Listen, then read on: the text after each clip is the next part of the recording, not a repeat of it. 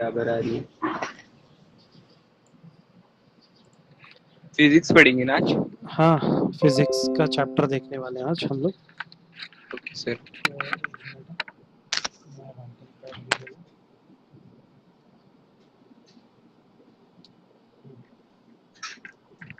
मैं text book भी open कर लेता हूँ।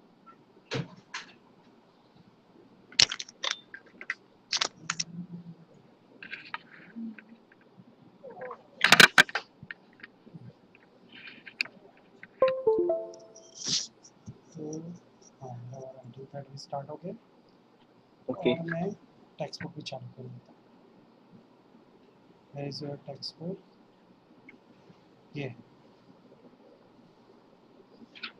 ये तुम्हारा फर्स्ट चैप्टर है तुम्हारे टेक्स्ट बुक का, यूनिट एंड मेजरमेंट।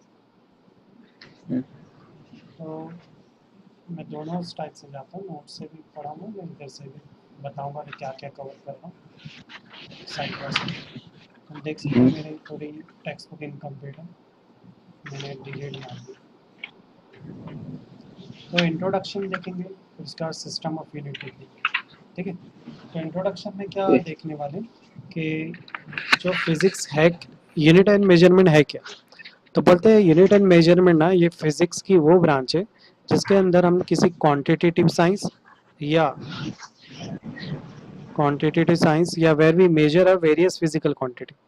तो ऐसा मेथड जिसके जरिए हम लोग various physical quantity, remember the word physical quantity, ठीक है। तो फिजिकल क्वांटिटी मतलब मेजरेबल क्वांटिटी। फिजिकल क्वांटिटी मतलब जिसमें प्रेशर, वॉल्यूम, टेम्परेचर, डेंसिटी, ये सब चीज़ें आती है ना, तो उसको फिजिकल क्वांटिटी बोलते हैं। या हम जो देखते हैं है ना, वो सारी चीज़ों को ड्यूरिंग एक्सपेरिमेंट हम मेजर करेंगे, नापेंगे अलग अलग तरीके से, इसी को बोलते हैं मेजरमेंट। यूनिट बोले तो हर एक फिजिकल क्वांटिटी को नापने की अलग अलग यूनिट होती है, ठीक है। तो वो यूनिट का भी इस्तेमाल करें। जैसे पहले ये देखते हैं, फॉर एग्जांपल अगर मेरे को किसी ऑब्जेक्ट का वेट लेना है तो मुझे वजन के लिए अलग ऑब्जेक्ट मशीन आती है, उससे मैं वेट लूंगा। मान लो अगर किसी बंदा है, मान लो ये एक लड़का है, इसकी हाइट मेजर करनी है, तो हाइट मेजर करने के लिए अलग ऑब्जेक्ट लगता है ना, फिजिकल मेजरमेंट है। और इसी तरह पानी को मेजर करने के लिए, लिक्विड को मेजर करने का अलग तरीका होता है। अब आते हैं यूनिट पर। यूनिट क्या चीज होती है? तो एक्चुअली यूनिट जो है ना, वो एक स्टैंडर्ड वर्ड है जिसमें हम पहले पढ़ लेता हूँ मैं। The reference standard use for the measurement of physical quantity is called unit, ठीक है। एग्जाम्पल हो गई, लेंथ यूनिट इज मीटर, है ना। तो यूनिट क्या होती है? ये एक वो स्टैंडर्ड वर्ड है जिससे हम किसी भी फिजिकल क्वांटिटी को मेजर करते हैं। तो हम एक स्टैंडर्ड वर्ड यूज करते हैं ना, उसको बोलते हैं यूनिट, ओके। इसके बाद हम लोग यूनिट को क्लासिफिकेशन भी करेंगे, फंडामेंटल और डिराइव यूनिट में, जो आगे देखेंगे। सबसे पहले एक यूनिट का एग्जांपल देख लेते हैं, लेंथ। लेंथ की यूनिट क्या होती है? मीटर, और उसको शॉर्ट फॉर्म में स्मॉल एम से रिप्रेजेंट करते हैं, करेक्ट। सभी को पता है कि 1 मीटर कितने सेंटीमीटर के बराबर होता है? 100 सेंटीमीटर के। तो 100 सेंटीमीटर को मैं ऐसे भी लिख सकता हूँ, 10⁻²सेंटीमीटर। 2 सेंटीमीटर। हाँ पावर 2 का मतलब क्या होता है? पावर 2 बताता है कि कितने जीरो लगे हुए हैं 1 के बाद, हाँ उसको जाहिर करता है, ठीक है। तो यहाँ पर या ये वाला पार्ट क्लियर है, ये क्लियर है समझा? ओके, आगे बढ़ते सर। हैं। अब आते हैं सिस्टम यूनिट में। इसके बाद हम लोग अलग अलग कंट्री की में डिफरेंट तरीके से यूनिट को मेजर करते हैं। अभी अलग अलग कंट्री होती है ना, उनमें तरीका अलग अलग होता है, वो यूनिट को अलग अलग तरीके से डिवाइड करते हैं। कुछ स्मॉल मेजरमेंट के बेस पर यूनिट को कैलकुलेट करते हैं, कुछ एमकेएस या एफपीएस यानी बड़े FPS। हाँ मेजरमेंट के बेस पर भी यूनिट को मेजर करते हैं, वो सब देखेंगे। System of unit are classified into 4 type. First type है सीजीएस यूनिट। सीजीएस में ये जो 2 अल्फाबेट 3 अल्फाबेट होते हैं, ये पहला अल्फाबेट लेंथ को बताता है, दूसरा अल्फाबेट तीसरा अल्फाबेट मास को वेट बताता को है, मास और तीसरा अल्फाबेट टाइम टाइम को को बताता बताता है। है। तो सी का मतलब होता है सेंटीमीटर, जी सेंटीमीटर, का मतलब ग्राम, होता है ग्राम, वेरी गुड। और एस का मतलब क्या होता है, समझा? Second second. यस। दूसरी जो यूनिट है, ये जो 2 यूनिट, ये बिग यूनिट है। जब कोई बड़ी चीज का कैलकुलेशन करना होता है तो हम ये दूसरी और तीसरी यूनिट का यूज करते हैं। तो उसमें आती है एम के यूनिट। एम मतलब मास, वेरी गुड। के बोले तो किलोग्राम, केजी, एम बोले तो क्या बोले थे तुमने? एम मतलब मीटर मीटर मीटर, सॉरी, मास से मीटर। एम बोले तो मीटर, के बोले तो किलोग्राम, एस बोले तो किलोग्राम सेकंड, सेकेंड है ना। इस तरह से यूनिट। अब आते हैं एफपीएस पे। FPS एफ का मतलब क्या होता है? Foot very good. पी का मतलब? पाउंड एस का मतलब? सेकेंड ये जो यूनिट है ना, ये ब्रिटिश लोगों ने बनाई है, हाँ अंग्रेज लोग। तो अंग्रेज लोग ब्रिटेन में ना, यूज होती है और इंग्लैंड में हाँ, हाँ ब्रिटेन और इंग्लैंड तो एक ही मानते हैं ना आज के टाइम पे, तो हाँ हाँ हाँ ऐसा हाँ अलग है फिर भी एक ही मानते हैं वहाँ पे ना, फुट पाउंड में काम होता है। इसलिए देखो जिम में भी बहुत समस्या होती है। जिम में कोई अमेरिकन होगा ना, तो वो बोलेगा 5000 पाउंड, और हम लोग क्या बोलते हैं 5000 पाउंड मतलब 450 किलोग्राम होगा, बरोबर। ओके अब उस समस्या की वजह से आप परेशानी हो रही है, तो इस परेशानी को दूर करने के लिए सारे कंट्री के साइंटिस्ट आपस में मिल गए, और उन लोगों ने ना एक कंफर्टेबिलिटी बनाई। क्योंकि क्या हो रहा था, मान लो एक साइंटिस्ट है, ठीक है। अब वो साइंटिस्ट जब इंडिया में, तो यहाँ वहाँ पे किलोग्राम पड़ रहा है, पर जब वो हाँ साइंटिस्ट इंग्लैंड में या रशिया में गया, तो वो परेशान हो गया। वो बोला अरे यार, रशिया में तो लोग अपनी खुद की यूनिट यूज कर रहे हैं, तो अब मैं कैसे हाँ समझ पाऊंगा, ये लोग तो सब अपनी दादागिरी चला रहे हैं यहाँ तो ऐसे में ना साइंटिस्ट लोगों ने क्या बोला कि सब मिलकर हम लोग एक यूनिट बनाएंगे। जैसे दुनिया की सबसे मैक्सिमम भाषा कौन सी बोली जाती है? इंग्लिश। एक भाषा बनाई क्यों गई? ताकि चीज़ों में मुश्किल ना आए। इस तरह हाँ सारे लोग मिलकर एक सिस्टम यूनिट बनाने के पीछे पड़ गए, और उसका नाम रखा एसआई यूनिट। ये ऐसा उस, ही हाँ, एसआई का फुल फॉर्म होता है सिस्टम इंटरनेशनल, ठीक है। हाँ ये 1971 में 14 इंटरनेशनल जनरल कॉन्फ्रेंस में बनाई गई थी, और ये कॉन्फ्रेंस किस चीज़ का था? वेट एंड मेजरमेंट का कॉन्फ्रेंस था। उसमें ये तय किया क्या कि चाहे तुम जापान जाओ या चाइना जाओ, कोई भी भाषा बोलो, लेकिन यूनिट को वही बोलना पड़ेगा जो बाकी लोग बोल रहे हैं, ठीक है। ओके और हम भी इस रूल को फॉलो करने वाले हैं यूनिट में। जब भी कोई प्रॉब्लम सॉल्व करेंगे ना, तो हम इस यूनिट पे बहुत ध्यान देने वाले हैं, ठीक है। इधर तक कोई डाउट आया हमजा? ओके। नहीं अब सर आगे कोई बढ़ते हैं। डाउट नहीं अब यूनिट में ना टाइप्स होती है, दो टाइप्स की यूनिट होती है। एक होती है फंडामेंटल, और एक होती है डिराइव्ड। डिराइव फंडामेंटल वो यूनिट होती है जो, जो जिसको रिप्रेजेंट करने के लिए, एक्सप्रेस करने के लिए अदर फिजिकल क्वांटिटी की जरूरत नहीं होती। वो नहीं खुद बढ़ती हाँ अपने आप को समझाने के लिए काफी होती है।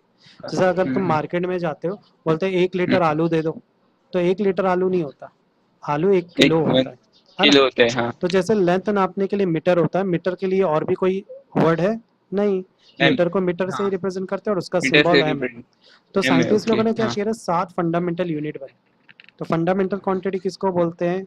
जो अपने पे ही डिपेंड होती है। और यूनिट क्या होती है? हाँ unit to measure fundamental quantity are called fundamental fundamental. Quantity okay.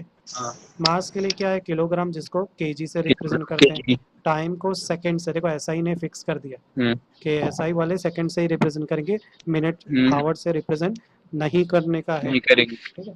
Temperature की बात करें तो टेम्परेचर को केल्विन से करेंगे, क्या कैपिटल के। और इलेक्ट्रिक करंट को एम्पियर से, कैपिटल है।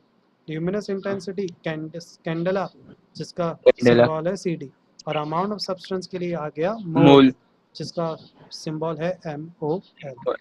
ओके। तो ये हम लोग को समझ में आ गया फंडामेंटल। अब हम लोग समझेंगे डिराइव। अगर फंडामेंटल समझा तो इसी की सेम कॉपी कर दो। सिर्फ ये जो ग्रीन हाँ वर्ड है ना, उसकी जगह ये लिखना, विच डिफर। इसकी जगह पे क्या लिख देने का? विच डिफर। तो क्या है? The not which physical depend quantity, upon yes very good, which depend on any other physical quantity for their measurement, है ना। मेजरमेंट हाँ मतलब ये दूसरों पे निर्भर करती है, ये अपने को खुद साबित नहीं कर सकती। उसको साबित हाँ करने हाँ के लिए बाकी, जैसे मान लो मैं बोलता हूँ एक गाड़ी है ना, अरे बहुत फास्ट चल रही थी, उसकी स्पीड कितनी थी पता है क्या? 100 किलोमीटर की पर सेकंड की स्पीड पे चल रही थी। देखो, जब गाड़ी की स्पीड की बात करें तो घंटा भी बताते हैं ना अपन, उसकी हाँ हाँ हाँ किलोमीटर प्लस टाइम। पर तो हाँ ये हो गई डिराइव क्वांटिटी। फॉर एग्जाम्पल, पहली डिराइव क्वांटिटी का एग्जाम्पल लेते हैं। वेलोसिटी का फॉर्मूला क्या होता है? Distance upon time. Distance upon time हाँ वेलोसिटी का मतलब क्या होता है हमजा? हाँ हाँ, वेलोसिटी का मतलब स्पीड होता है ना। स्पीड होता है हाँ तो सवाल ये है कि स्पीड और वेलोसिटी, ये दो अलग अलग वर्ड क्यों बनाएंगे? जब दोनों का मतलब एक ही है, तो दोनों अलग अलग लफ्ज़ों का इस्तेमाल क्यों किया जा रहा है? बताओ। क्योंकि इसमें वेलोसिटी को डिवाइड करें ना इनिशियल और फाइनल वेलोसिटी में, और ये स्पीड का वेलोसिटी मतलब फॉर्मूला अप भी, डाउन, और हाँ, वेलोसिटी अप डाउन चीजों के लिए भी है। नहीं नहीं, और स्पीड में भी तो सेम है। नहीं नहीं, तुम नियर हो, पर स्पीड स्केलर क्वांटिटी, और वेलोसिटी ओके, अब वेक्टर वेलोसिटी क्वांटिटी। क्या होती है? स्पीड में डायरेक्शन नहीं बताया जाता, ये डायरेक्शन की मकदार में नहीं रहती, पर वेलोसिटी ओके। क्वांटिटी के साथ साथ डायरेक्शन पे भी निर्भर होता है। तुम बोल रहे हो ना एक बाइक है, वो राइट डायरेक्शन में 100 किलोमीटर पर सेकंड की स्पीड में जा रहे हो, तो तुम उसकी स्पीड वर्ड यूज़ नहीं करोगे, तुम बोलेंगे वो बाइक ना वेलोसिटी में जा रही है। जैसे ही तुम वेलोसिटी वर्ड बोलोगे तो मैं समझ हाँ, जाऊंगा कि तुम ये बता रहे हो कि कौन से डायरेक्शन में जा रही है, वो भी बता रहे हो। अब मान लो तुम ऐसा ओके। बोलते हैं अरे एक बाइक है, वो ना बहुत तेज़ी से जा रही है, अब तुमने को डायरेक्शन नहीं बताया, तो मैं लगा तुम स्पीड की बात कर रहे हो, स्केलर क्वांटिटी। समझ में आया डिफरेंस? ठीक है। दोनों में डिफरेंस और क्लियर है? दोनों में डिफरेंस एक और स्केलर वेक्टर का नहीं है? स्केलर और वेक्टर का तो स्पीड और वेलोसिटी के वर्ड में डिफरेंस है, पर हम लोग ये ओके। स्पीड और वेलोसिटी का डिफरेंस नहीं देखने वाले, ठीक है? अच्छा। हम लोग यहाँ पे ठीक। कुछ मेजरमेंट क्वांटिटी की स्टडी कर रहे हैं। हम स्केलर वेक्टर के बारे में सेकंड चैप्टर नंबर 2 में स्टडी करने वाले, ठीक है, मैथमेटिकल ओके। इंडक्शन में। तो अब तुमको समझ में आ गया कि वेलोसिटी और स्पीड में डिफरेंस क्या होता है। हाँ फरहान, यस आवाज़ सर। आ रही है फरहान? हेलो फरहान, आवाज़ आ रही है? सर आ रही है।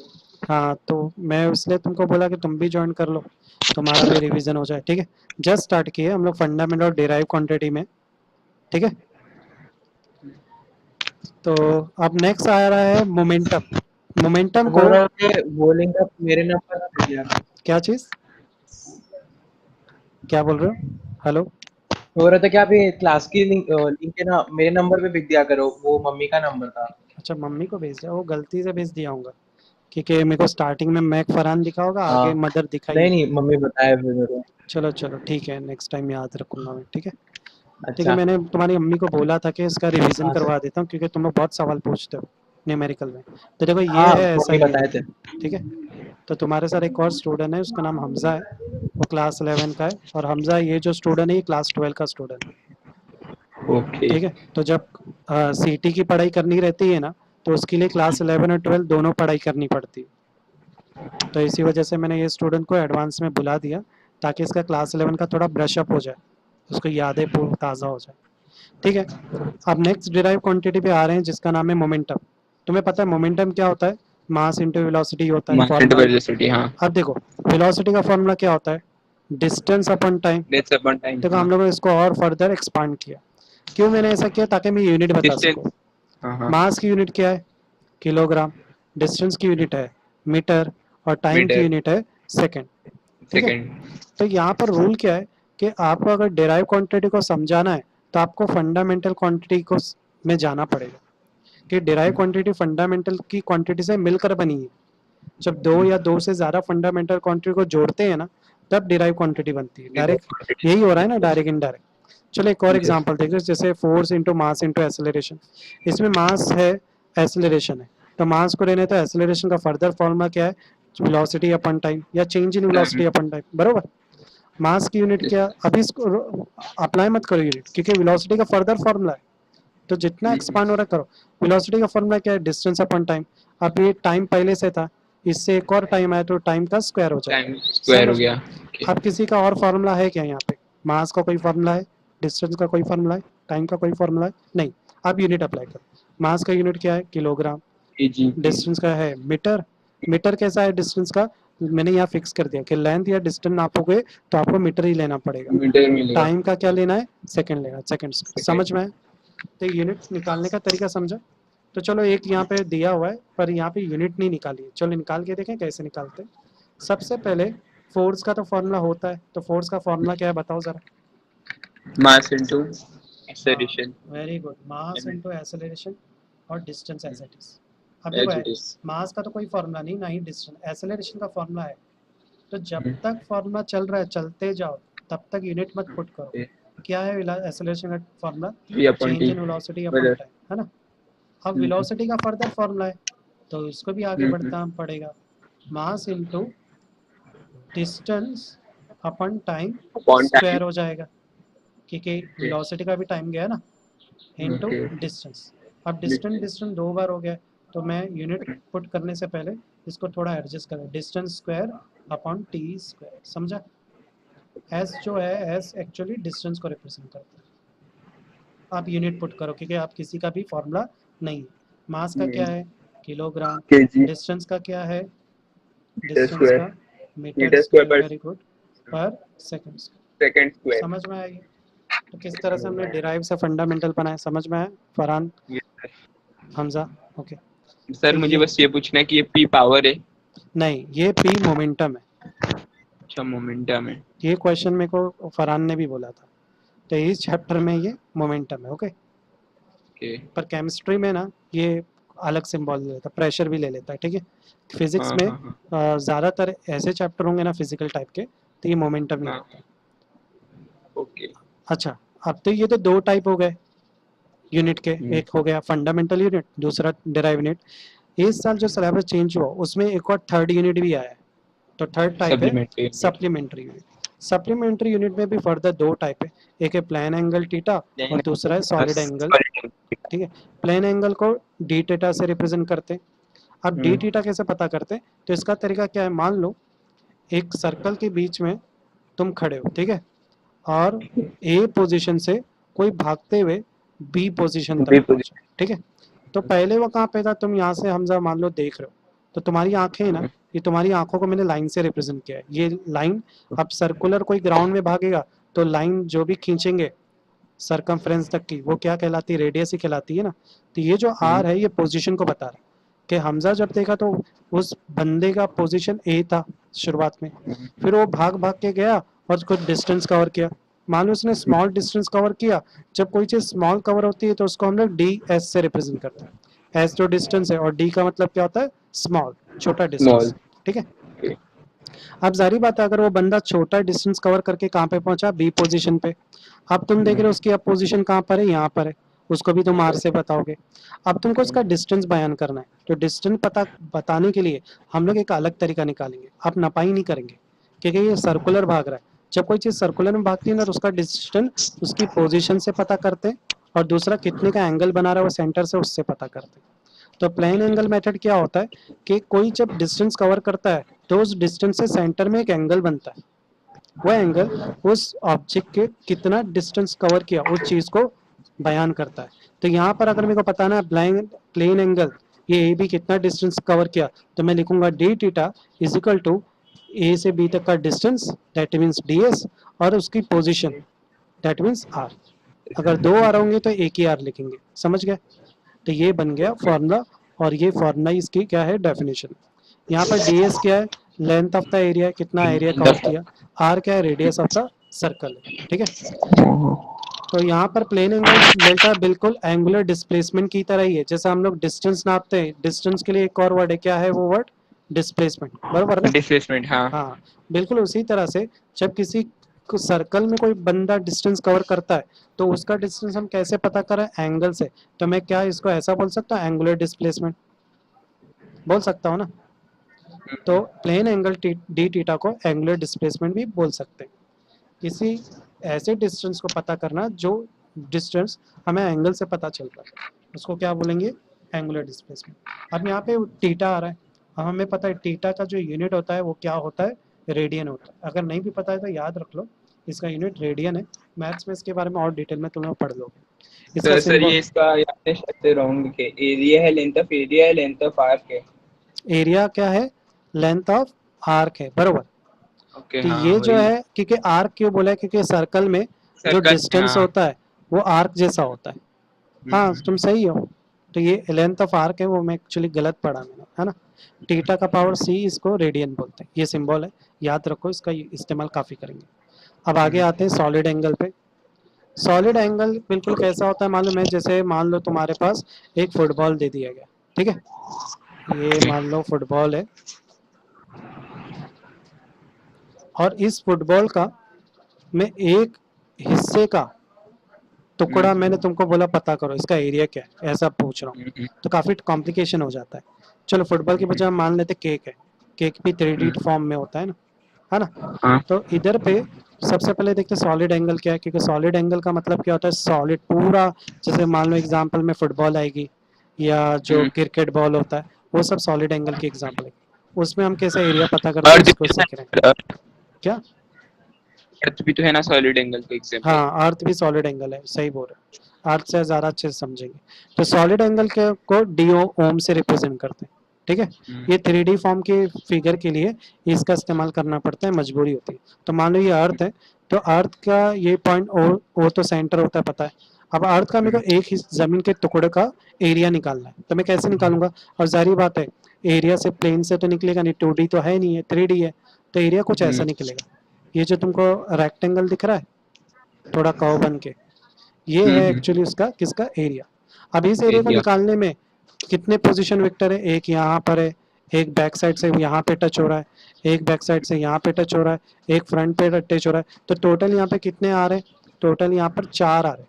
4 आ रहे हैं। जब 2 आ रहे थे तो हम लोग आर लिख रहे थे अपाउंड में, हाँ। जब 4 होंगे तो क्या लिखेंगे? आर स्क्वायर लिखेंगे। R12 समझ में? तो ये आर स्क्वायर क्यों आया समझ में आया? वो चारों आर को इंडिविजुअली रिप्रेजेंट कर रहा है और एरिया ऊपर लिख दिया तो बन गया फॉर्मूला। जब सॉलिड स्फीयर को कैसे पता करेंगे कि कितना एरिया कवर कर रहा है और कितनी उसकी पोजीशन पोजीशन है, डिस्टेंस डायरेक्शन से, ठीक है। इसको बोलते हैं सॉलिड एंगल। इसका यूनिट क्या होता है? इसका यूनिट है स्टे रेडियन। इसको एस आर सिंबल से रिप्रेजेंट करते हैं, ठीक है। रेडियन को हम्म से रिप्रेजेंट करते हैं, रेडियन को। रेडियन वाला तो वो था ना प्लेन एंगल, प्लेन एंगल को रेडियन से रिप्रेजेंट कर रहे थे और सॉलिड एंगल को स्टे रेडियन। वही रिप्रेजेंट से करते हैं, आर से या इसको एस आर से रिप्रेजेंट करेंगे और उसको थीटा का पावर सी से, ठीक है? ओके। ओके। स्फीयर ऑफ अगर चाहें तो इसकी और डिटेल स्टडी भी कर सकते हैं। जैसे देखो ये स्फीयर है, कोई भी चीज सॉलिड है, गोल है, तो उसको स्फीयर भी बोल सकते हैं। कि जैसे हम बोलते हैं स्फीयर का सरफेस एरिया का फॉर्मूला क्या होता है? 4 पाई आर स्क्वायर। अब मैंने यहाँ पे डी ए क्यों लिया है? डी इसलिए लिया है क्योंकि मैंने इस पूरे सर्कल का एक छोटा सा हिस्से का एरिया निकाला जो कि बहुत छोटा है। अगर एरिया छोटा है तो डी ए लिखेंगे। फॉर्मूला क्या है? 4 पाई आर स्क्वायर, करेक्ट। अब मैं डी ओम में इस डी ए की जगह पर क्या पुट कर दूंगा? 4 पाई आर स्क्वायर। तो क्या हो जाएगा? 4 पाई आर स्क्वायर अपन आर स्क्वायर। ये आर और ये आर कट गया तो क्या है वैल्यू? 4 पाई। तो मैं इस फॉर्मूले का भी इस्तेमाल कर सकता हूँ चाहूँ तो, अगर सॉलिड एंगल पता करना है तो। मेरे पास देखो बहुत सारे ऑप्शन है ना। अब आते हैं यहाँ पर, हम लोग ने सारे टाइप्स देख लिए, यूनिट्स के क्लासिफिकेशन देख लिए। अब हम लोग यहाँ से रिलेशन देखेंगे बिटवीन रेडियन एंड डिग्री। अभी थोड़ा सा एक्स्ट्रा पार्ट है, अगर मैं तुमको टेक्स्ट बुक में दिखाऊं तो ये वाला जो पार्ट है ये अपना अलग कलर से दिया गया है। तो हम लोग ने क्या क्या कवर कर लिया? तो हम लोग ने ये कवर कर लिया, फंडामेंटल यूनिट क्या है, करेक्ट। फंडामेंटल, हाँ। और ये टेबल भी देख लिया, बहुत इंपॉर्टेंट टेबल है, याद रखना है तुम लोग को क्योंकि ये यूनिट का इस्तेमाल करोगे। उसके बाद हम लोग ने डिराइव यूनिट भी देख लिया, डिराइव क्वांटिटी के साथ साथ डिराइव यूनिट भी देख लिया। उसके बाद हम लोग ने सप्लीमेंट्री यूनिट के भी टाइप देख लिए जिसमें 2 टाइप, प्लेन एंगल, थीटा और डी, है ना। उसके साथ साथ तुम देख सकते हो कि यहाँ पे कुछ सॉल्व एग्जांपल भी दिए रहते हैं, है ना। और ये वाला जो पार्ट दिख रहा है, ये टेबल वाला पार्ट, ये वाला पार्ट मैंने अलग से देखो नोट्स बनाया है, ठीक है। तो वो अभी पार्ट दिखा रहा हूँ। एक्चुअली फिजिक्स से ज़्यादा मैथ्स का पार्ट है, ठीक। चलो देखो यहाँ पे हम लोग क्या कर रहे हैं, बोलते हैं कि जो एंगल्स होते हैं ना उनको 2 तरीके से रिप्रेजेंट किया जाता है। एक है रेडियन का मेथड और दूसरा है डिग्री। डिग्री वाला मेथड तुम जानते हो कि तुम स्कूल में पढ़ चुके हैं, लेकिन रेडियन के बारे में इतना डिटेल में नहीं पढ़ा। तो यहाँ पे हम लोग कंपैरिजन करके मैं बताऊंगा कि रेडियन का में डिग्री में दोनों की वैल्यू में कितने का डिफरेंस आता है। तो बोलते हैं कि पाई जो है, पाई पावर सी रेडियन को बताता है। पाई का मतलब क्या होता है? पाई की जो वैल्यू होती है 180 डिग्री होती है, करेक्ट ना, 180 डिग्री। तो रेडियन फॉर्म में हम 180 को पाई फॉर्म में लिखते हैं और डिग्री में 180 लिखते हैं एज इट इज, ठीक है। तो ये वैल्यू आई पाई की। अगर मैं इस पाई को राइट हैंड साइड लेके जाऊं तो इधर क्या बचा? 1 बचा। देखो 0 तो नहीं बचेगा, डिवाइड हो रहा है, करेक्ट। इधर कुछ नहीं, मतलब 1 है पाई के साथ। तो 1 रेडियन किसके बराबर हो जाएगा? 180 अपन पाई। देखो कैसे घुमा रहा हूँ, समझ रहे हो ना। अब देखो यहाँ पर मैंने इस पाई को ले लिया, इस सी को मैंने नहीं लिया। तो अब ये जो पाई है, पाई की हमारे पास एक और वैल्यू 3.147, हाँ 3.14। अब 180 को 3.14 से डिवाइड करेंगे, डिवाइड करने पे क्या आएगा? 57.297 डिग्री। समझ गए? तो ये मैंने 1 रेडियन की वैल्यू पता की, किसकी मदद से? नोन फॉर्मेशन से अननोन की पता की। सिमिलरली ये तो रेडियन से डिग्री की वैल्यू पता की, तो 1 डिग्री की वैल्यू क्या होगी? एकदम आसान है। ये अगर 1 रेडियन 180 अपन पाई होता है तो उसको जब उल्टा कर दोगे ना, पाई को ऊपर लिखूंगा 180 तो 1 डिग्री हो जाएगा। तो 1 डिग्री क्या होता है? पाई अपन 180 होता है, पाई क्या है? 3.14 अपन 180, इसको सिर्फ 3.14 भी लिखेंगे तो चलेगा। ऐसा क्यों, तो उसका रीजन मैं बताऊंगा। तो इसको डिवाइड करेंगे तो क्या आएगा मुझे आंसर 1.745 इंटू 10 का पावर -2 रेडियन। क्लियर है। तो यहाँ पे कन्वर्जन देख लो, 1 डिग्री का मतलब क्या होता है, अगर टाइम बेसिस बताऊं तो 1 डिग्री 60 सेकंड को रिप्रेजेंट करती है, और 1 मिनट, ये जो पावर 1 है ना, इसका मतलब मिनट होता है। 1 मिनट बराबर होता है कितने सेकंड के, 60 सेकंड। 60 सेकंड को किससे रिप्रेजेंट करते हैं, डबल पावर डॉट से, ठीक है। ओके, तो अगर मेरे को यहाँ पर भी कंपैरिजन करना है कि 1 डिग्री, इस 60 को मैं लेफ्ट साइड ले लूँ तो 1/60 डिग्री किसके बराबर होती है, 1 मिनट के। 1 के बराबर। मतलब इसी चीज को मैं घुमा रहा हूँ और कुछ नहीं कर रहा हूँ, है ना। इसी तरह अगर मैं इसको भी करूँ तो इस 60 को लेफ्ट साइड ले लूँ तो 1 सेकंड बराबर होता है 1 मिनट अपॉन 60, है ना। इसको भी अगर मैं सॉल्व करूंगा तो मुझे 1 सेकंड की वैल्यू मिलेगी, इसको भी अगर सॉल्व करूंगा तो मुझे 1 मिनट की वैल्यू। 1 मिनट। तो ये तो एक्स्ट्रा पार्ट है, ये एक्स्ट्रा इन्फॉर्मेशन सिर्फ जानकारी रखो। हाँ, ये सब नेक्स्ट में हाँ, फर्स्ट चैप्टर की। अच्छा, फर्स्ट चैप्टर में आ गया है ना। अब आते हैं आगे, convention for the use of SI unit. Convention मतलब, कन्वेंशन का मतलब होता है रूल। क्या रूल है, किसी यूनिट को लिखते वक्त क्या क्या चीज़ों पे ध्यान देना है। जब हम इसको प्रैक्टिकली अप्लाई करेंगे तो उस रूल के बारे में पढ़ते हैं। पहला rule, unit represent by symbol. जो भी यूनिट होगी, जैसे मीटर, किलोग्राम, इन यूनिट को सिंबल से ही इस्तेमाल करना से है। रिप्रेजेंट जैसे मान लो अगर मास है तो किलोग्राम बोलो, पूरा फुल फॉर्म मत लिखो किलोग्राम, ठीक है। और कैपिटल लेटर इस्तेमाल करो, जो मतलब पहला अल्फाबेट होगा ना वो कैपिटल होना चाहिए, वो तो उस पे निर्भर करता है। अब कैपिटल लेटर किसका इस्तेमाल करेंगे, अगर कोई साइंटिस्ट के नाम पे यूनिट है, जैसे मान लो जूल है, न्यूटन्स है, तो उनका जो सिंबल है कैपिटल में होगा, और अगर कोई साइंटिस्ट नहीं है तो नॉर्मल, ठीक है। ओके। सेकंड रूल क्या है, नो फुल स्टॉप। कोई भी यूनिट के बाद, जैसे तुम लिख रहे हो 1 किलोग्राम, फुल स्टॉप नहीं डाल सकते। किसी भी यूनिट के बाद फुल स्टॉप गलती से भी नहीं डालना है, ठीक है। नॉर्मल इस तरह से लिख के छोड़ देना, ये सही तरीका है। यूनिट को अल्फाबेट सिंबल से जाहिर करते हैं और अल्फाबेट कैपिटल लिखते हैं, वो डिपेंड करता है साइंटिस्ट का जो भी। Third point, unit represent in 1 ratio. 1 ratio का मतलब क्या है, जैसे देखो मान लो ये देखो 1 रेशो, एक तुमने डिवाइड का लाइन मारा है तो ये 1 रेशो, मीटर पर सेकंड स्क्वायर। ये यूनिट किसका है, वेलोसिटी का है। पर तुम इसको ऐसे मत लिखना, मीटर पर सेकंड कितने रेशो गए, 1 2, 2 रेशो गए। नहीं, यूनिट को सिर्फ और सिर्फ एक ही रेशो से रिप्रेजेंट कर सकते हैं। समझ में आया। Okay, now fourth point, prefix symbol. Prefix क्या होता है, जैसे 1 मिली सेकेंड, मतलब 1 मिली सेकेंड का फुल फॉर्म मेरे को यहाँ पे लिखा है। 1 मिली सेकेंड कितने सेकंड के बराबर होता है, 10 का पावर -3 सेकंड। तो ये सही तरीका है लिखने का। 1 माइक्रो सेकेंड, माइक्रो का फुल फॉर्म मैंने लिखा है, 1 माइक्रो सेकेंड कितने के बराबर होता है, 10 का पावर -6 सेकंड। इसी तरह से 1 नैनो सेकंड कितने के बराबर है, 10 का पावर -9 सेकंड। तो मैंने देखो स्टैंडर्ड यूनिट में कन्वर्ट कर दिया, पर इसको ऐसे कन्वर्ट नहीं कर सकते। 10 का पावर 1 मिलीमीटर सेकंड, इसको ऐसे मत लिखना। जैसे देखो यहाँ पे क्या लिखा है, 1 मिलीमीटर सेकंड, MMS ऐसा नहीं लिख सकते। 1 मिली माइक्रो सेकंड नहीं लिख सकते, ये गलत तरीका है लिखने का। समझ में आया। अगर इस तरह से लिखते हो तो ये यूनिट का वे बदल जाएगा और तरीका गलत हो जाएगा। प्रीफिक्स 2, उसके बाद रेशो आता है, इस तरह से होता है। रिपीटेटिव सिंबल नहीं लिखने का कभी भी, एक्स्ट्रा सिंबल भी लिखने की जरूरत नहीं है अगर जरूरत ना हो। ओके, तो यहाँ तक क्लियर है सभी को, फरहान, हमजा? समझ में आया। अब आगे बढ़ते हैं। अब सवाल ये है कि अगर लार्ज डिस्टेंस अगर मेरे को मेजर करना है तो मैं कौन सा मेथड का इस्तेमाल करूँ। देखो नॉर्मल डिस्टेंस से मेजर करना आसान है, स्केल इस्तेमाल कर सकते हैं, टेप इस्तेमाल कर सकते हैं, घर की नपाई हो जाती है। पर मान लो कोई चीज़ तुम्हारे से बहुत दूर है, जैसे मान लो कोई तुम यूपी से मुंबई की नपाई कर रहे हो, या उससे भी बड़ा डिस्टेंस, मान लो तुम अर्थ से सूरज की नपाई कर रहे हो। स्टार सूरज हो गया, करेक्ट, जो खुद उजाला देता है। तो ऐसे में क्या करोगे, तो सबसे पहले ये बोलना है कि छोटे डिस्टेंस को नापने के लिए, स्मॉल डिस्टेंस को नापने के लिए हमारे पास बहुत सारी यूनिट है, जैसे मिलीमीटर, 1 मीटर, ये सब मीटर स्केल क्या है, स्मॉल चीज़ों को नापने के लिए। और स्मॉल यूनिट नापना है तो वर्नियर कैलिपर्स भी है हमारे पास।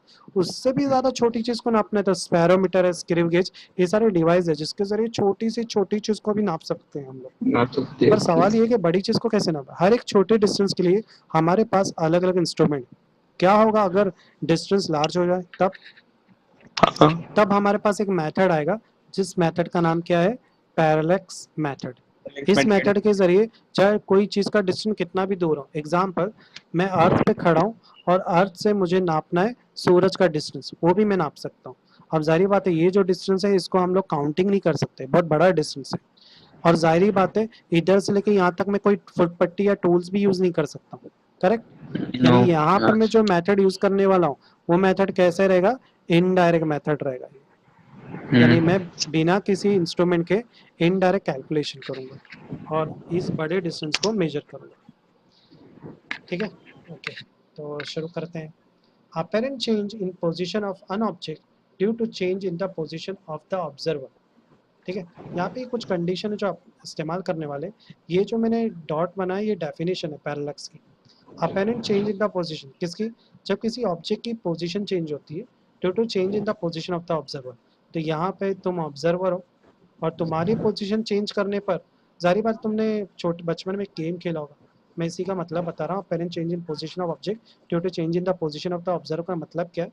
तो देखो दो बच्चे खेल रहे थे बचपन में, तो एक बच्चा जब चांद को देख रहा था दूसरा बच्चा भी चांद को देख रहा था। तो एक बच्चा जब चांद के साथ राइट डायरेक्शन में गया तो चांद भी उसके साथ ही चल रहा था, और दूसरा बच्चा जब लेफ्ट साइड गया तो उसके साथ भी चांद लेफ्ट साइड में चल रहा था।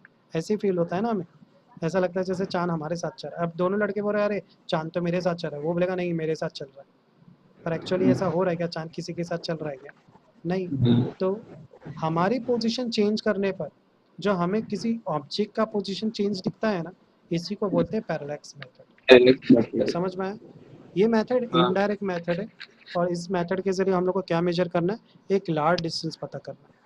तो चलो स्टेप बाय स्टेप देखते हैं कि ये बिना टूल्स में किस तरह से हम लोग कैलकुलेट करेंगे। तो स्टेप वन में क्या करना है, ये स्टेप वन में पहले अपन अर्थ की बात करेंगे जहाँ पे अपन है।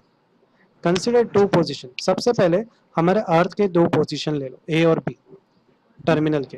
ये ऐसा लग रहा है कि नॉर्थ या साउथ पोल ले लिया ना, ये दो पोजीशन लेना कंपलसरी। और ठीक है, तो consider two position A and B on the surface of the earth separated by a straight line, और इन लाइन से इसको सेपरेट किया। ये जो ए से लेके बी तक का डिस्टेंस है वो डायमीटर है। यहाँ पर डायमीटर को तुम्हारी टेक्स्ट बुक ने स्मॉल बी सिंबल से रिप्रेजेंट किया। यहाँ तक समझा। अब आते हैं स्टेप टू पर। स्टेप टू में आपको क्या करना है, टू ऑब्जर्वर का मतलब क्या है, पहले तुम इधर जाओगे, या एक तरीका और भी है, एक बंदा यहाँ खड़ा हो जाएगा और एक बंदा यहाँ खड़ा हो जाएगा। ठीक है, टू ऑब्जर्वर। अब दोनों ऑब्जर्वर, सारी बात है तुम्हारा जो सूरज है बहुत दूर है, दोनों जब एक तरफ से इस पर देखेंगे तो उस पे बेस पर लोग एक ही पॉइंट पर देख रहे हैं। किस पर देख रहे हैं, वो डिस्टेंस ऑफ द प्लेनेट या स्टार पे देख रहे हैं साइमल्टेनियसली। जब सभी लोग साथ में इधर देखेंगे तो यहाँ का वो लोग एक एंगल निकालेंगे, वो जो एंगल होगा उस एंगल को क्या बोलेंगे, टीटा, और उस एंगल टीटा का नाम रहेगा पैरेलैक्स एंगल। ठीक है, यहाँ से लेके यहाँ तक वो जो देख रहे हैं उस लाइन को लोग को पक्का याद कर लेना, वही हमारा एक्चुअली डिस्टेंस है। इधर से भी जो देखेगा वो भी सेम ही होगा, यहाँ से जो डिस्टेंस होगा वही डिस्टेंस यहाँ से भी होगा, बरोबर। अब मैं क्या करूंगा, अर्थ के सेंटर से भी एक लाइन ऐसे खींच लूंगा, ऐसे खींचा मैं, मजा आ रहा है मुझे तो खींच लिया बस। ठीक है, अब इसके बाद अब हम लोग को एक चीज बताए कि ये जो अर्थ प्लेनेट है, ये जो है ना, ये स्टार को देखो मैंने यहाँ पे बनाया, और ये जो प्लेनेट है ना इसको अर्थ को मैंने यहाँ पे बनाया। अब हम लोग को एक प्रॉपर्टी पता है, जो अर्थ प्लेनेट है ना वो हमारे सूरज के इर्द गिर्द घूमता रहता है, पता है ना। ठीक, अब ये जो लाइन है, देखो मैं अभी अर्थ को ऐसे बनाता हूँ, ठीक है, और ये है पॉइंट ए, ये है पॉइंट बी। अब तुमको थोड़ा थोड़ा समझ रहा होगा। और ये जो बीच की लाइन है वो एक्चुअली किसकी लाइन है, डायमीटर की। उसमें भी मैंने पॉइंट बी से एक लाइन ऐसे सीधी खींची, समझ में आ रहा है। तो एक्चुअली ये किस चीज को बता रहा है, एक्चुअली ये कैसे रिवॉल्व कर रहा है उसके डिस्टेंस को बता रहा है, यानी ये डायमीटर रिवॉल्विंग के हिस्से को बता रहा है, करेक्ट ना। चलो अभी आगे बढ़ते। From A and B view to S we make an angle. जब ए और बी से हम लोग इस स्टार को देख रहे थे तो उस बेस पे एक एंगल बन रहा था वहाँ पे, उस एंगल को हमने पैरेलक्स एंगल बोल दिया। पहले सिंगल बोल एज अ दिया। प्लैनेट इज फार अवे, हमें पता है कि जो प्लैनेट यहाँ पे थोड़ा वर्ड में मुझे गड़बड़ लिखी है, जो हमारा स्टार है वो बहुत दूर है हमारे प्लैनेट से, बरोबर।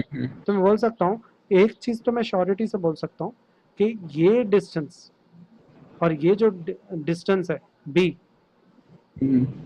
वो बहुत ही छोटा है। कौन से डिस्टेंस? कैपिटल डी से, सही है ना। ये डिस्टेंस कहीं ज्यादा है क्योंकि स्टार बहुत दूर है, पर अर्थ का जो डायमीटर वो छोटा ही होगा डायमीटर उस छोटा ही डिस्टेंस से। होगा। हाँ। हमें क्या करता है, इस डी को लेफ्ट साइड ले लेता हूँ, ये हो जाएगा B upon D less than is equal to 1। कैसे किया? जैसे हम लोग normal B is equal to D लिखते हैं ना, बिल्कुल उसी तरह से मैंने इसको रूल फॉलो किया। इसको इधर ले, जब डिवाइड होगा तो सारी बात यहाँ पे 0 नहीं आएगा, यहाँ पर 1 आ जाएगा, कुछ नहीं बनाए। सर। तो यहाँ से क्या, एक रेशियो मैंने निकाल लिया टेक्स्ट बुक का, है ना। अब यहाँ पर मैं एक बोल सकता हूँ, अगर कोई डिस्टेंस बहुत ही दूर का होता है तो उसमें बनने वाला जो एंगल होता है बहुत ही छोटा होता है। रीजन क्या है? डिस्टेंस बहुत दूर है ना, तो एंगल भी तो छोटा बनेगा। यहाँ तक समझ ला, पक्का? चलो, अब यस यहाँ से सर। कॉन्सेप्ट खत्म, अब यहाँ से थियरी में आते हैं। तो मैं इसको थोड़ा डायग्राम दिखाता हूँ तुमको। जैसे ए बी क्या है, ए बी की वैल्यू क्या थी, ए बी क्या था, तो मैं देखो डायग्राम बना रहा हूँ। ए बी की जो वैल्यू है वो बी है, ए बी बी है किसके स्मॉल। डिस्टेंस को बता रहा है, बी के। और वो आर्क है, आर्क में क्यों बोल रहा हूँ, ओके। क्योंकि जब वो रोल कर रहा है तो ये ऐसा हाँ हाँ प्लेनेट है, याद आया, बीच वाला ऐसा हाँ हाँ एक्चुअली यार, आर्क जैसा जाएगा। आर्क होता है हाँ। नेक्स्ट कंसिडर कर रहे हैं कि वो आर्क जैसा, रेडियस क्या है, ए एस और बी एस क्या है हमारा, यस हाँ। डिस्टेंस है। रेडियस ए एस और बी एस क्या है, डिस्टेंस है, जो सर्कुलर डिस्टेंस है। मोशन के रेडियस को बता रहा है। जब वो सूरज के इर्द गिर्द घूम रहा है तो एक्चुअली उसका रेडियस बन जाएगा ना ऐसा सा, वो रिवॉल्व होएगा, तो समझे। तो यहाँ तक समझ में आया ये वैल्यू कैसे आई फरहान, हमजा? समझ में आया। ठीक है, तो अब आगे आता है, according to the planet plane angle D theta. ठीक है, फॉर्मूला क्या था हमारे पास प्लेन एंगल डी थीटा का, क्या बनाया था हम लोग ने फॉर्मूला, क्या प्लेन बनाया एंगल था, डी एस आर्क अपॉन है ना, R. Arc upon position, correct. इधर पे जो पोजीशन है उसको डी से रिप्रेजेंट किया है, करेक्ट। और जो आर्क है वो क्या है, ए बी है। ए बी की ये वैल्यू भी क्या है, बी। और जो डी है, अच्छा है। बस और कुछ नहीं किया। और इन दोनों की वैल्यू को रिप्लेस कर दो, डी को इधर ले लो और टीटा को इधर, तो ये मिल गया फॉर्मूला बी अपॉन टीटा। इस फॉर्मूले के जरिए हम लोग कोई भी लार्ज डिस्टेंस पता कर सकते हैं, कब? जब मुझे उस प्लेनेट का डायमीटर दिया हो और उस प्लेनेट से जिस प्लेनेट का मेजरमेंट करो उसका एंगल दिया हो। अगर ये दो चीज़ दिए तो हम लोग डिस्टेंस मेजर कर सकते हैं। तो डायरेक्ट इनडायरेक्ट हमारे लिए तो इनप्रैक्टिकल है, हम दो पोल पे कैसे जाएंगे, है ना। तो साइंटिस्ट लोग कर सकते हैं ऐसा कांटेक्ट करके। तो आई थिंक तुमको समझ में आ गया पैरेलक्स मेथड कैसे काम करता है, क्या क्या लेकिन सर स्टेप्स ये हैं। कैसे काम करेगा, क्योंकि नॉर्थ और साउथ पोल पे दोनों टाइम पे डे तो नहीं होता है ना। हाँ, तो डे नहीं होगा तो ज़रूरी कि नॉर्थ साउथ में ही जाओ, अपन अपोजिट चले जाएंगे, एक अमेरिका एक जापान चला जाएगा। ओके। इस तरह उल्टा ले लेंगे, हॉरिजॉन्टल जाएंगे, वर्टिकल के बजाय ऐसा ऐसा ले लेते हैं ना, तो भी अच्छा काम अच्छा हो अच्छा। जाएगा। ओके। ठीक है, तो measurement of distance to a star, तो अगर स्टार से प्लेनेट का डिस्टेंस करना है तो हमारे पास सबसे बढ़िया मेथड यही है जो ऊपर दिया हुआ है, पैरेलक्स मेथड, जो हम ऑलरेडी समझ चुके हैं। For measuring of large distance astronomer use the following unit. जब एस्ट्रोनॉमर की बात करें तो एस्ट्रोनॉमर जब लार्ज डिस्टेंस मेजर करते हैं ना तो वो लोग एक अलग ही यूनिट करते हैं, उन्होंने उस यूनिट का नाम अपने नाम पे ही रख दिया। जैसे 1 एस्ट्रोनॉमिकल यूनिट मतलब 1 AU बराबर होता है 1.496 इंटू 10 का पावर 11 मीटर के। 1 लाइट ईयर बराबर होता है 9.46 इंटू 10 का पावर 15। इसका मतलब क्या है लाइट ईयर का, लाइट के ट्रैवल मतलब एक लाइट साल, ट्रैवल। किसी लाइट को जब एक साल ट्रैवल करने में जो डिस्टेंस लगेगा ना उसको 1 लाइट ईयर बोलते हैं, यानी एक साल लग गया ओके। तुमको। जैसे तुमने न्यूज में पढ़ा होगा कि हमारे जैसा एक अर्थ मिल गया है जो हमारे से 10,000 लाइट ईयर दूर है, मतलब वहां पहुंचने में हम लोग को कितना साल लग जाएगा, 10,000 साल लगेगा जब हम लाइट की स्पीड में जाएंगे तब। और वो ओके। स्पीड एक्चुअली कितनी है, मीटर में कन्वर्ट किया तो 9.46 इंटू 10 का पावर 15। 10 का पावर 15 बोले तो बहुत ज़्यादा स्पीड है ये। हमारी गाड़ियाँ ही 60-90 की स्पीड पे चलती है, ये स्पीड पे तो हम लोग जा ही नहीं सकते। दूसरी यूनिट है परसी। 1 परसेक का मतलब क्या होता है, इसको पीसी भी लिखते हैं। 1 परसेक का मतलब होता है 3.08 इंटू 10 का पावर 16 मीटर, या इसको 3.26 लाइट ईयर से भी रिप्रेजेंट करते हैं। ये भी बड़ी बड़ी यूनिट है जिसका इस्तेमाल करते हैं। ये सब एक्स्ट्रा पार्ट था, ब्लू कलर में तुम्हारे टेक्स्ट बुक में दिया रहेगा। अब आते हैं measurement of the size of the planet और स्टार देखते हैं। ये तो हम लोग ऑलरेडी जानते हैं कि किस तरह से। अब यहाँ पे उल्टा चीज करें, अब डिस्टेंस मेजर नहीं कर रहे, अब मुझे क्या चाहिए, मुझे किसी प्लेनेट या स्टार का साइज नापना है कि वो कितना बड़ा है कितना छोटा है। तो कैसे नापूंगा मैं, एंगल की मदद से। तो याद है आपने फॉर्मूला बनाया था, रिमेम्बर ऊपर वाला फॉर्मूला, ये वाला फॉर्मूला देखे थे ना। अगर साइज चाहिए तो हाँ हाँ एंगल हाँ, किस चीज को बताता है, वापस रिप्लेस कर थीटा। दो। तो थीटा क्या रिप्लेस हो कर दो, जाएगा, हाँ। बी अपन कैपिटल डी। इस फॉर्मूले के जरिए मैं साइज पता कर सकता हूँ प्लेनेट का। तो देखो मैंने वही फॉर्मूला लिया है, बस सिंबल में थीटा की जगह क्या ले लिया, अल्फा ले लिया बस। अगर इसको मैं और एडजस्ट करूँ तो डिस्टेंस का फॉर्मूला क्या मिलेगा, अल्फा इंटू टी। तो इसमें क्या करना है, एक जगह से देखना है प्लेनेट को, और उसको देखने पर जो एंगल यहाँ बनेगा वो एंगल उस प्लेनेट का साइज को बताएगा। समझ में आया। जैसे अगर तुम चांद को देख रहे हो तो चांद कितना बड़ा है, ठीक है, तो उसके एंगल से तुम उसका साइज बता सकते हो। अगर कोई स्मॉल डिस्टेंस मेजर करना हो तो स्मॉल डिस्टेंस मेजर करने के लिए वर्नियर कैलिपर होता है, स्क्रू गेज, ये सब इंस्ट्रूमेंट है। और बहुत ज़्यादा छोटा है, जैसे अभी कोरोना वायरस चल रहा है तो उसके लिए इलेक्ट्रॉन माइक्रोस्कोप हो जाता है, या टनलिंग इलेक्ट्रॉन माइक्रोस्कोप हो जाता है। इसका इस्तेमाल एटम को देखने के लिए भी किया जाता है। अगर मास मेजर करना है तो मास के लिए तो एकदम आसान है, मशीनें आती है ना। बड़ा है तो केजी यूनिट होगी, केजी मतलब 1000 ग्राम में होता है, कन्वर्ट करेंगे तो 1000 ग्राम को 10⁻³ ग्राम भी लिख सकते हैं। दूसरी एक और यूनिट है, अगर किसी स्मॉल थिंग का मेजरमेंट कर रहा है, मास निकालना है एटम का, तो उसकी यूनिट है कि 1 atomic mass unit is equal to 1.6605 into 10⁻27 kilogram. Kilogram. चलो अब दूसरी देखते हैं, टाइम के बारे में देखते हैं। टाइम को कैसे मेजर करेंगे, तो टाइम की ऐसे यूनिट क्या होती है, सेकंड, उसका सिंबल होता है एस। एक दिन में कितने घंटे होते हैं, 24 घंटे होते हैं। एक घंटे में कितने मिनट होते हैं, 60 मिनट होते हैं। 60 एक मिनट में कितने सेकंड होते हैं, 60 60 मिनट। सेकेंड। 24 आवर में कितने सेकंड होंगे, हाँ हाँ, कैसे 24 इंटू निकालेंगे। 60 into 60। Very good, 24 into 60 minute into 60। देखो मिनट के लिए मैं 1 पावर 1 लगा रहा हूँ, और सेकंड के लिए हाँ 2 डॉट लगा रहा हूँ, ये याद रखो ना डॉट का मतलब। अच्छा, ये हाँ डॉट का मतलब अलग अलग जगह अलग होता है, जैसे कभी कभार हम लोग इसको फुट और इंच के लिए भी यूज करते हैं, ठीक है। हाँ हाँ, तो फुट इंच, लेकिन अभी इसको अभी टाइम के लिए यूज हाँ करें। मैक्सिमम अपन फिजिक्स में मिनट और सेकंड के लिए यूज करते ओके। हैं। 60 मिनट का कितना हो जाएगा सेकंड में कन्वर्ट, 60 इंटू 60, ठीक। समझ गए कैसे कन्वर्जन होता है, इजी है। हाँ सर। तो यहाँ पर अब नेक्स्ट जो कॉन्सेप्ट आ रहा है वो कौन सा कॉन्सेप्ट है, डायमेंशन। डायमेंशन कॉन्सेप्ट आ रहा है, करेक्ट। तो डायमेंशन एंड डायमेंशन एनालिसिस के बारे में देखते हैं। जरा देखो, फरहान कहाँ गया, फरहान हो कि नहीं, हेलो। Hello hello hello. हाँ फरहान, आवाज़ आ रही है मेरी।